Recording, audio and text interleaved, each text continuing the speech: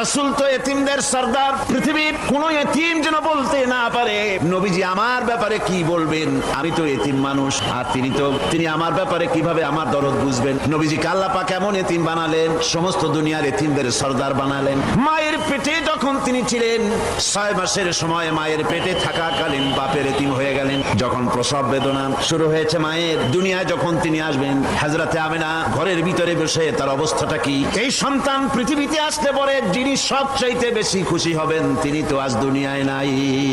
মনের ভিতরে কত কষ্ট। আল্লাহ রাব্বুল আলামিন তার হাবিবকে দুনিয়া আনলেন। রাসূলের দাদা ঘরের সামনে তাঁবুর সামনে দাঁড়ায়া তায়েফ থেকে আগত সাদিয়া গোত্রের লোকদেরকে বলতেছেন, এই ঘরের ভিতরে একটা এতিম বাচ্চা আছে, বেশি টাকা কড়ি দেওয়া যাবে না, যদি দয়া হয় নিয়ে যাও। গরিব মানুষ, এতিম মানুষ দেখে শুনে কেউ আর নিতে চায় না। সবশেষে এলেন ভাগ্যবতী মেয়ে, ভাগ্যবতী মহিলা হযরতে হালিমাতুস সাদিয়া, তিনি এসেছেন। কোনো ছেলে পেলে পায় নাই, সকলের শেষে তিনি এসেছেন। আব্দুল মুত্তালিব বলছেন, এই ঘরের মধ্যে একটা এতিম বাচ্চা আছে, দয়া হলে নিয়ে যেতে পারো। তিনি স্বামীর সঙ্গে পরামর্শ করলেন, এরপরে বললেন যদি দেখতে অন্তত ভালো হয়, মন যদি ভালো লাগে নিয়ে যাব, একেবারে খালি হাতে ফিরে যাওয়ার চাইতে তো ভালো। হযরতে হালিমা বলেন, আমি ঘরের মধ্যে প্রবেশ করলাম, মা আমিনার কোল থেকে শিশু মুহাম্মদ সাল্লাল্লাহু আলাইহি ওয়াসাল্লামকে যখন আমি কোলে নিলাম, আমি হুজুরের চেহারার দিকে নজর করে দেখলাম, আমার কাছে মনে হলো যেন পূর্ণিমার চাঁদটা আমার কোলে ধরা দিয়েছে। রাসূল কি শিশু মুহাম্মদ সাল্লাল্লাহু আলাইহি ওয়াসাল্লাম কি যখন নিয়ে বাড়ির দিকে রওনা হলাম, যে গাধা আমার সকলের পেছনে এসেছে সেই গাধা এখন সকলের আগে ছুটে চলে যায়। এরপরে বাড়ি যখন নিয়ে গেলাম, কুয়ায় পানি বাড়লো, গাছে ফসল বাড়লো, খেজুর গাছে খেজুর বাড়তে লাগলো, জমিনে ফলন বেড়ে গেল। রাসূলের দুধ বোন সাইমা রাসূলকে নিয়ে মুহাম্মদ সাল্লাল্লাহু আলাইহি ওয়াসাল্লাম তাকে দোলনা নিয়ে দোল দিতেছে। কি আশ্চর্য অবস্থা!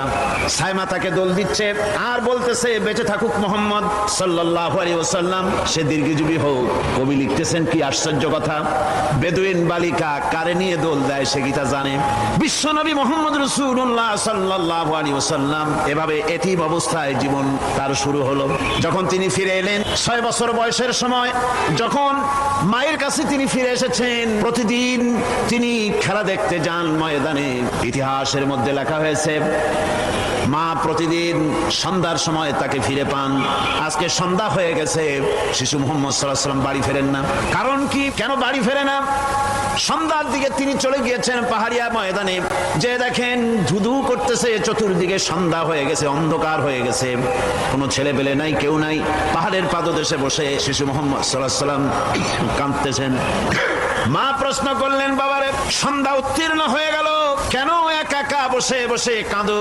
তিনি বলছেন, মাজি আজ কদিন খেলা দেখতে আসলাম ময়দানে, প্রতিদিন দেখি যখন সন্ধ্যা হয়ে যায় মুরব্বী শ্রেণীর কিছু লোক আসে, ছেলেকে নাম ধরে ডাক দেয়, ছেলেরা দৌড়ে তারা বাবার কাছে চলে যায়, আর বাবা ছেলেকে করে নিয়ে মুখে চুমা দিয়ে বাড়ির দিকে নিয়ে যায়।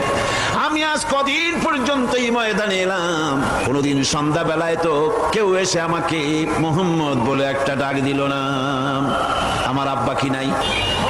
আল্লাহ রাব্বুল আলামিন বলেন, আলাম ইয়াজিদকা ইয়াতীমান ফাওয়া, এরকম এতিম অবস্থায় পেয়ে আমি কি আপনাকে আশ্রয় দেই নাই? আপনাকে আমি পেয়েছি এতিম অবস্থায়, এরপরে আমি আপনারে আশ্রয় দিলাম। ওয়া ওয়াজাদাকা দাল্লান ফাহাদা, এরপরে আমি আপনাকে পথ হারা পেলাম, আমি আপনাকে পথের দিশা দিয়া দিলাম।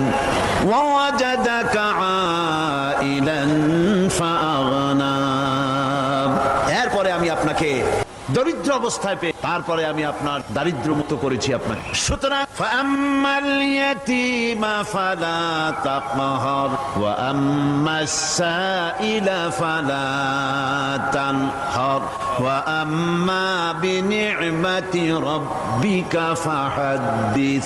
সুতরাং নবী, এতিমের প্রতি নির্মম ব্যবহার করো না, এতিমের প্রতি ভালো ব্যবহার করো, নির্মমতা দেখাইও না, আর ভিক্ষুককে ধমক দিও না, রূঢ়তা দেখিও না, আর আল্লাহর নিয়ামতের প্রশংসা করো।